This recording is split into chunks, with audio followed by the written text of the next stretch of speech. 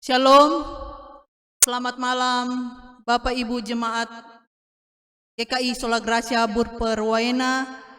Ibadah keluarga di malam hari ini akan segera kita mulai, baik di rumah Tuhan maupun di rumah kita masing-masing. Dan ibadah di malam hari ini akan dilayani oleh Ibu Syamas Marsince Sanda II. Dan untuk menyambut pelayan kita di malam hari ini, kita memuji Tuhan dari dalam nyanyian rohani nomor 21, ayat 1 dan 2. Menantikan betapa saya undang Bapak Ibu jemaat untuk berdiri.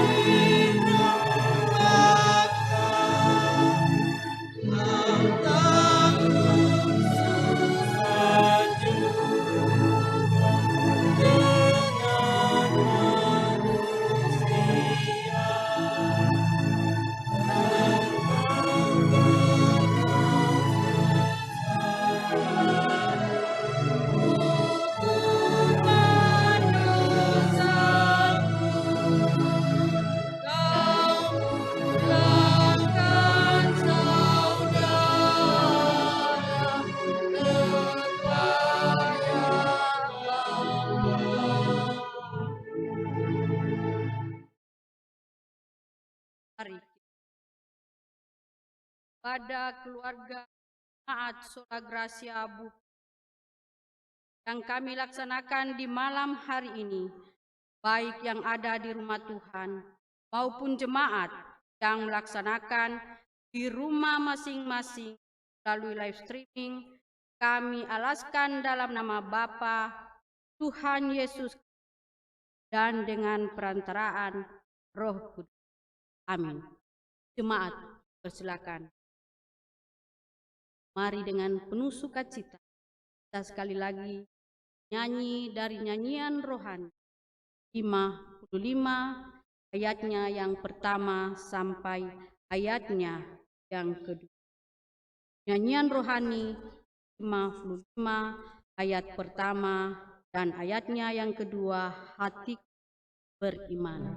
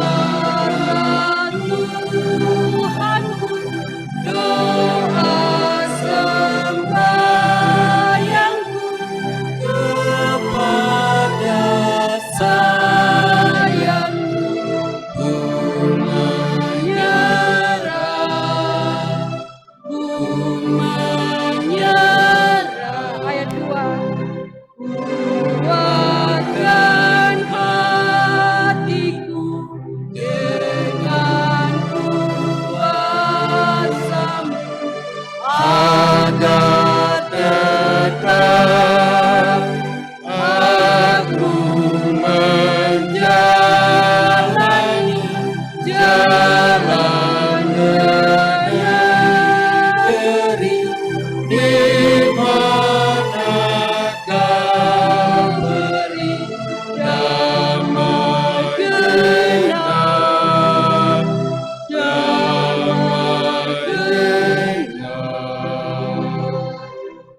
dalam persekutuan kita dengan Tuhan, kita akan memuji dari Mazmur 51 ayatnya yang ketiga sampai ayatnya yang ke-8.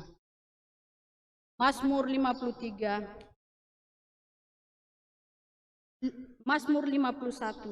ayatnya yang ketiga sampai ayatnya yang ke-8. Saya akan membacakan Mazmur puji-pujian ini untuk kita semua. Pengakuan dosa. Ayat 3, kasihanilah aku ya Allah, menurut kasih setiamu. Hapuskanlah pelanggaranku menurut rahmat-Mu yang besar. Bersihkanlah aku seluruhnya dari kesalahanku, dan tahirkanlah aku dari dosaku. Sebab aku sendiri sadar akan pelanggaranku. Aku senantiasa bergumul dengan dosaku. Terhadap Engkau sajalah aku telah berdosa dan melakukan apa yang Kau anggap jahat, supaya ternyata Engkau adil dalam putusan-Mu, bersih dalam penghukuman-Mu. Sesungguhnya dalam kesalahan aku diperanakkan, dalam dosa aku dikandung ibu. Sesungguhnya Engkau berkenan akan kebenaran dalam batin, dan dengan diam-diam Engkau memberitahukan hikmat kepadaku. Amin. Kita akan memberikan persembahan syukur. Untuk mengiringi pemberian persembahan syukur kita akan menyanyi dari nyanyian Kidung Jemaat 403 ayat pertama sampai ayatnya yang kedua. Hujan berkat kan tercurah. Nyanyian Kidung Jemaat 403.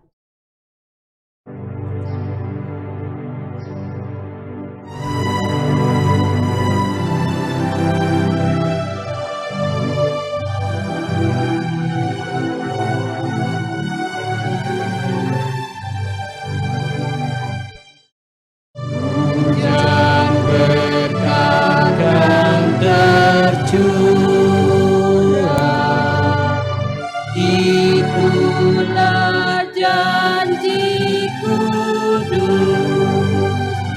hidup segar dari surga, kan diberi padaku. Hujan berkat itu yang kami perlu, sudah menetes berkat-Mu, biar tercurah penuh. Ayat 2. Hujan berkat kan tercurah, hidup kembali segar di atas bukit dan murah. Bunyi derai terdengar, hujan berkat itu yang kami perlu, sudah menetes berkat-Mu, biar tercurah penuh. Pembacaan kita pada malam hari ini terambil dari Matius 16 ayatnya yang ke-21 sampai ayatnya yang ke-28. Matius 16 ayatnya yang ke-21 sampai ayatnya yang ke-28. Sebelum kita membaca kebenaran firman Tuhan, marilah kita berdoa.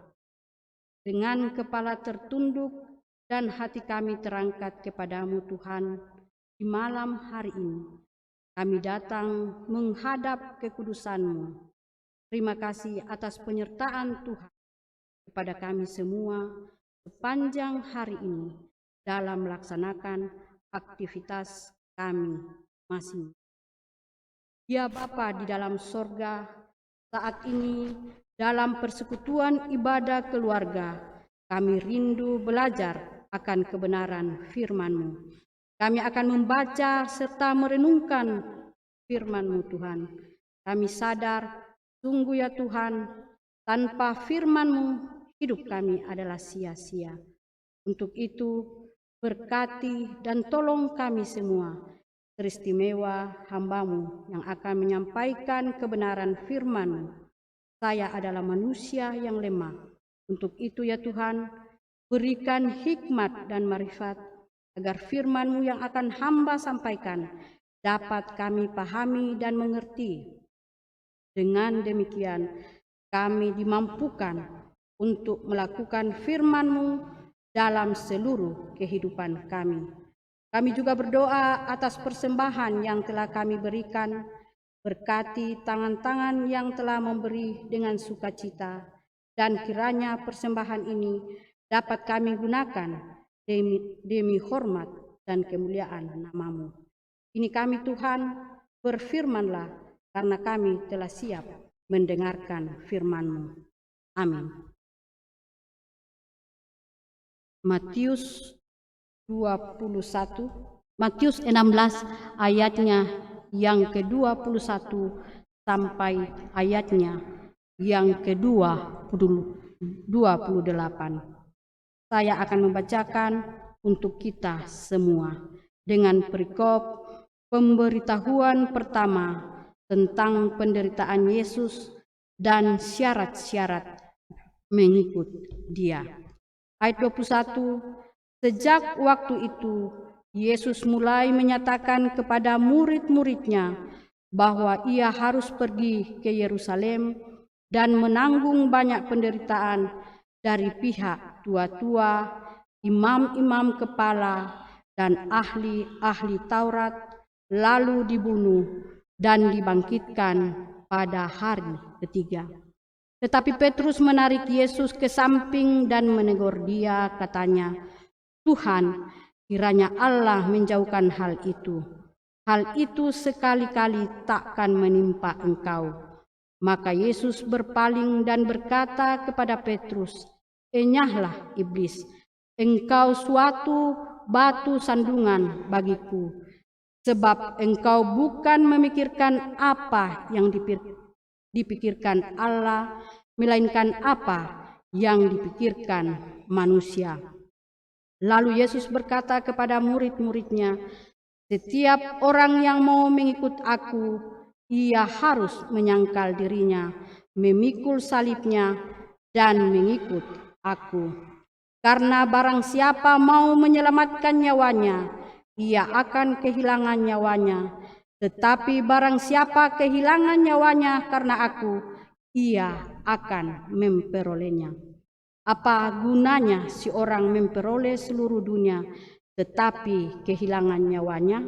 Dan apakah yang dapat diberikannya sebagai ganti nyawanya? Sebab anak manusia akan datang dalam kemuliaan Bapanya, diiringi malaikat-malaikatnya. Pada waktu itu, Ia akan membalas setiap orang menurut perbuatannya. Aku berkata kepadamu, sesungguhnya di antara orang yang hadir di sini, ada yang tidak akan mati sebelum mereka melihat Anak Manusia datang sebagai Raja dalam kerajaannya. Amin. Yang dikatakan berbahagia adalah orang yang mendengarkan firman Tuhan dan melakukannya dalam kehidupannya hari lepas hari.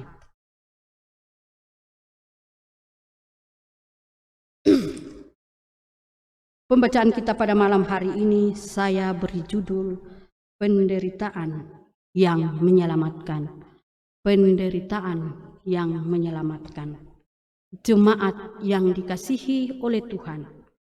Dalam kehidupan kita manusia, penderitaan, kesulitan, dan kesusahan tidak bisa dihindarkan dan melekat pada kehidupan kita.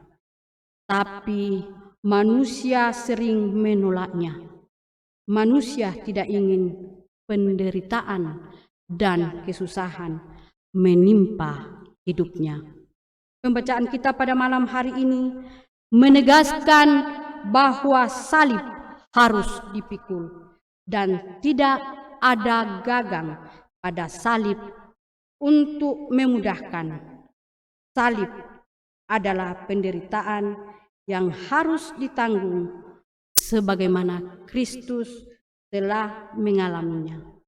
Jemaat yang dikasihi oleh Tuhan, kehadiran Yesus ke dalam dunia bertujuan untuk memberikan jaminan keselamatan kepada setiap orang yang percaya kepadanya, sehingga iman mereka tidak sia-sia. Tujuan Matius adalah untuk meyakinkan setiap orang bahwa Yesus adalah anak Allah dan Mesias yang dinubuatkan oleh Nabi di Perjanjian Lama yang sudah lama dinantikan, dan untuk menunjukkan bahwa kerajaan Allah dinyatakan di dalam dan melalui Yesus Kristus dalam cara yang belum pernah terjadi sebelumnya. Matius mengisahkan hampir semua orang Israel menolak Yesus dan kerajaannya. Mereka tidak mau percaya karena ia datang sebagai Mesias yang rohani.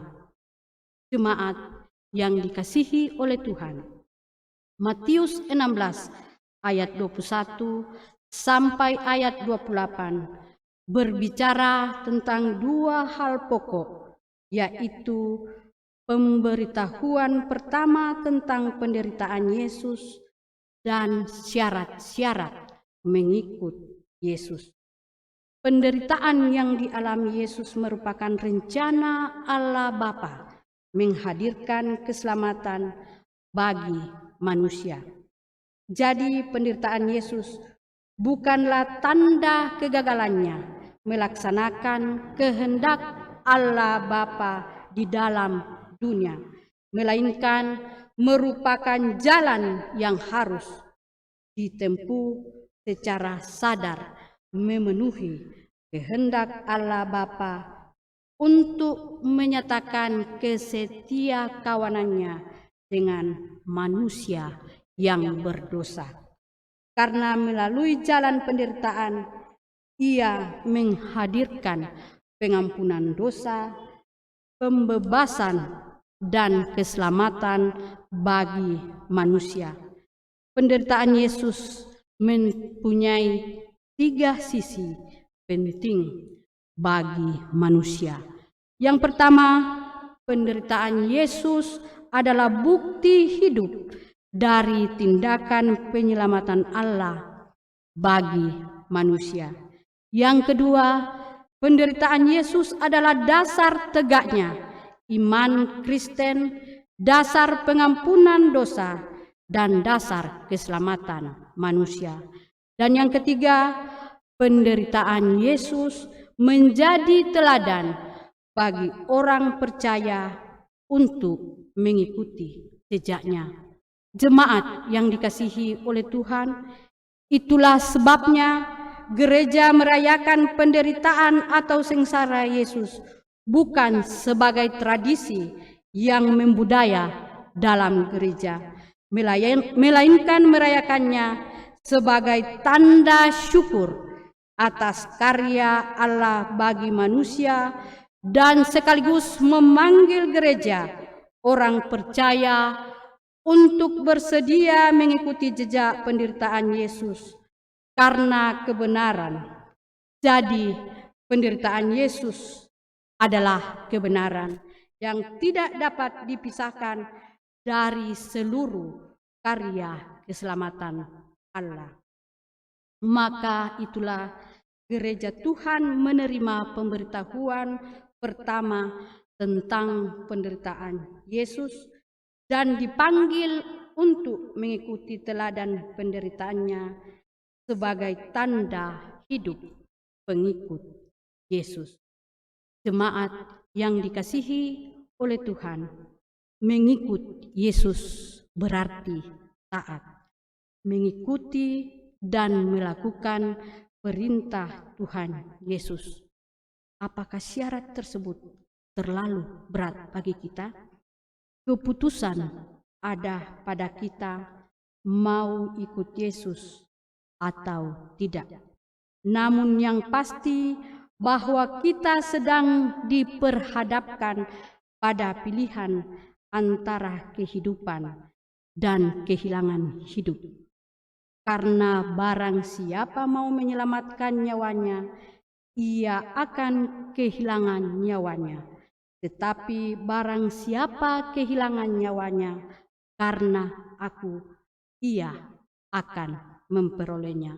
Matius 16 ayatnya yang ke-25 yang telah kita baca tadi. Apakah kita bisa menyelamatkan nyawa kita? Karena itulah Yesus datang membawa keselamatan bagi manusia agar memperoleh kehidupan. Tidak ada yang dapat kita lakukan untuk menyelamatkan nyawa kita selain daripada mengikut Yesus. Itulah sebabnya Tuhan Yesus melanjutkan ucapannya. Apa yang dapat diberikannya sebagai ganti nyawanya? Apapun yang boleh kita peroleh dalam dunia ini tidak akan dapat mengganti nyawa kita. Nyawa yang dimaksud Tuhan Yesus di sini jauh lebih tinggi, yakni sesuatu yang kekal, sehingga tidak terbatas kepada kematian.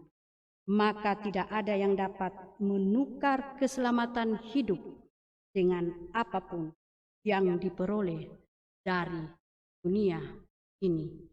Bapak, Ibu, anak-anak yang dikasihi oleh Tuhan, iblis sangat pintar dan bijaksana memakai kesempatan yang justru memanfaatkan teman, sahabat, atau saudara terdekat untuk memberi saran, membujuk agar menoleh atau menerima sesuatu agar terhindar dari kesulitan atau penderitaan hidup dengan menawarkan kemudahan, kesenangan, harta dunia, seperti layaknya orang yang sangat mengasihi kita dengan menyimpang dari firman Tuhan.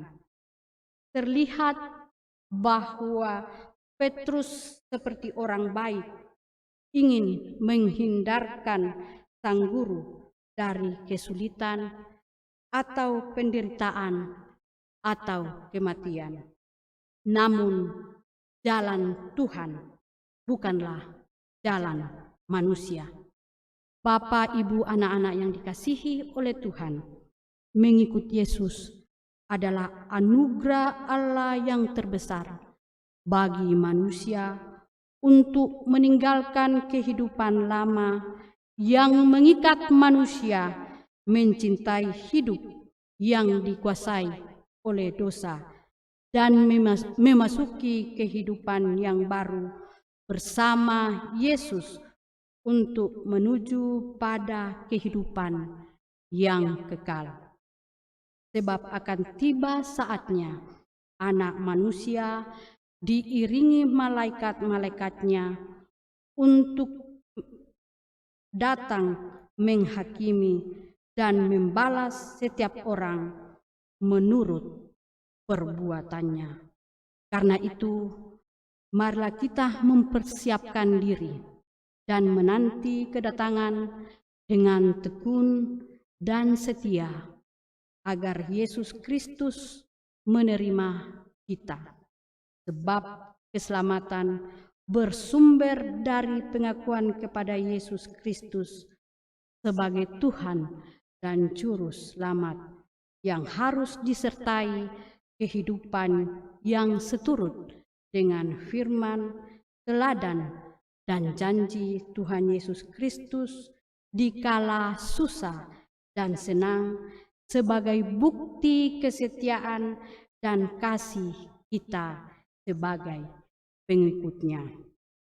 Tidak ada mahkota tanpa salib, dan tidak ada keberhasilan tanpa pengorbanan.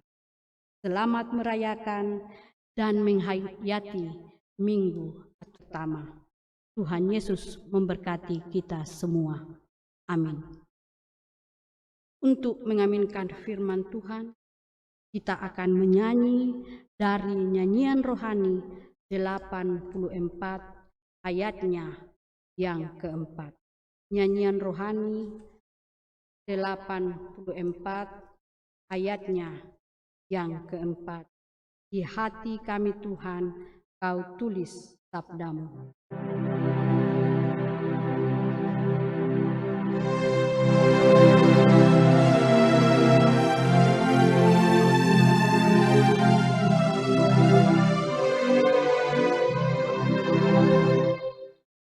Di hati kami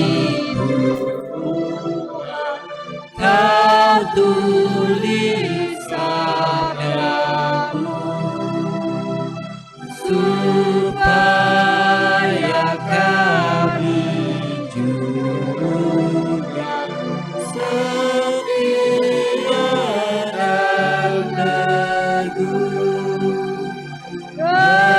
mendaki gunung goyang, binasa dunia, kekal firman Allah selama-lamanya. Kita akan berdoa. Jemaat Tuhan, kita akan membawa kepada Tuhan segala ucapan syukur kita. Kita berdoa bagi pekerjaan Tuhan yang dikerjakan oleh majelis jemaat, badan pelayan unsur jemaat, panitia pembangunan, juga setiap rumah tangga kita. Kita juga mendoakan usaha pemerintah dalam penanganan COVID-19, mendoakan para medis dan dokter-dokter, mendoakan tim multimedia, anak terkasih, anak Boas, dan yang selalu setia mendampingi dalam setiap ibadah-ibadah di gereja kita Sulagracia Berwaina. Kita juga mendoakan orang-orang sakit dalam jemaat kita dan juga orang tua-tua kita dalam jemaat. Kiranya Tuhan selalu menyertai kita. Semua doa ini kita bawakan bersama dalam doa Bapa kami. Mari kita berdoa. Bapa kami yang di sorga, dikuduskanlah namamu, datanglah kerajaanmu, jadilah kehendakmu, di bumi seperti di sorga. Berikanlah kami pada hari ini makanan kami yang secukupnya, dan ampunilah kami akan kesalahan kami, seperti kami juga mengampuni orang yang bersalah kepada kami. Dan janganlah membawa kami ke dalam pencobaan, tetapi lepaskanlah kami daripada yang jahat. Karena Engkaulah yang mempunyai kerajaan dan kuasa dan kemuliaan sampai selama-lamanya. Amin. Untuk mengakhiri ibadah kita pada malam hari ini, sekali lagi kita menyanyi dari nyanyian rohani 54. Nyanyian rohani 54 ayatnya yang pertama, kedua, ketiga, dan pada ayat keempat bangkit berdiri, memandang alang. Memandang alang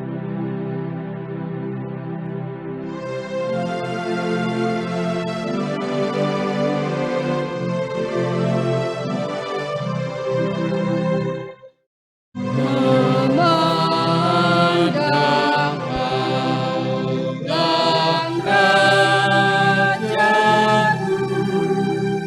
yang mati untuk dunia. Ku rasa jujur takut dan hargai dan harganya di Tuhan janganku melainkan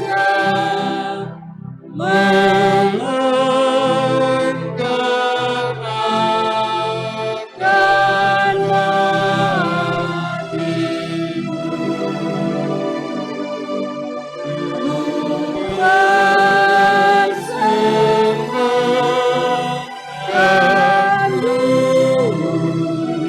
dunia dan untungnya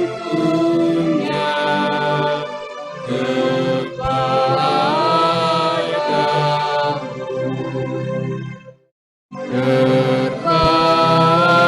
Terpancar dari lukanya belas kasihan tak terhenti. Peluk manusia melihat sayang sejati. Tidak terbalas kasihnya yang sengaja kepadaku.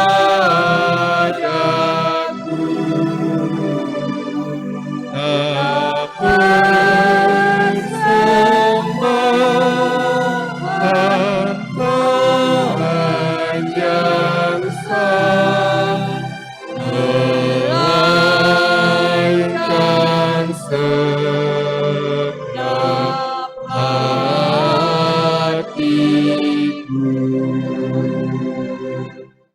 Mari kita menerima berkat Tuhan. Pulanglah ke tengah-tengah keluarga dan lingkunganmu. Lakukanlah firman Tuhan yang telah kamu dengar dan terimalah berkat Tuhan. Anugerah Tuhan Yesus Kristus, kasih Allah Bapa, dan persekutuan dengan Roh-Nya yang kudus, kiranya menyertai kita sekalian, mulai saat ini, terus kekal, sampai selama-lamanya.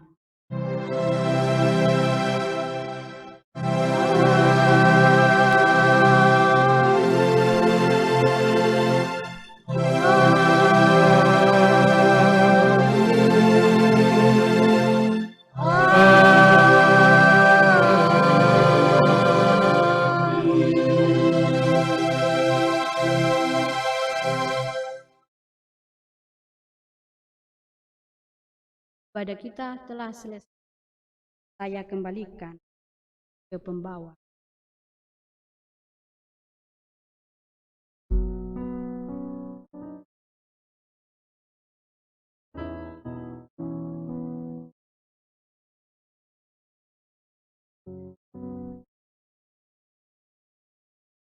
Shalom. Demikianlah ibadah keluarga yang boleh terjadi di rumah Tuhan dan di rumah keluarga kita masing-masing melalui live streaming telah selesai. Dan kepada Ibu Syamas Marsince Sanda II Rembon, kami mengucapkan banyak-banyak terima kasih karena sudah membentangkan firman kebenaran di malam hari ini. Biarlah kebenaran firman boleh tertanam dalam hati kita masing-masing dan boleh kita praktekkan itu dalam kehidupan kita hari lepas hari. Dan kepada anak-anak multimedia, kami mengucapkan banyak terima kasih yang selalu setia untuk bersama-sama dengan kami, baik ibadah di hari Minggu dan ibadah hari Kamis, ibadah keluarga. Dan kepada adik Boas yang selalu setia juga untuk mendampingi kami dimanapun kami berada, Tuhan Yesus memberkati. Demikian ibadah kita di malam hari ini. Shalom.